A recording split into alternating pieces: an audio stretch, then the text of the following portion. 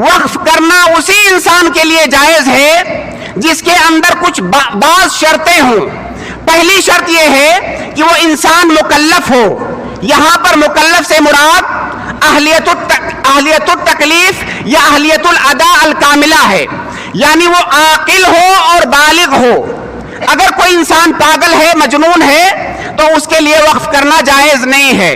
اسی طرح سے کوئی اگر بچہ ہے تو اس کے لیے وقف کرنا جائز نہیں ہے. اگر وہ وقف کرتا ہے تو اس کا وقف صحیح نہیں ہوگا. تیسری شرط یہ ہے کہ وہ انسان اس مال کا مالک ہو. اگر مکمل طور سے اس مال کا مالک نہیں ہے تو اس کے لیے وقف کرنا یہ جائز نہیں ہوگا.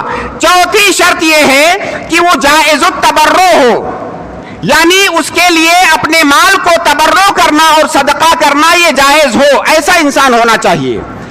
جیسے اگر کوئی انسان ہے، اس کے اوپر قرض ہے بہت سارا، اتنا قرض ہے کہ اگر وہ قرض ادا کرنے جائے تو اس کا سارا مال چلا جائے گا قرض ادا کرنے میں.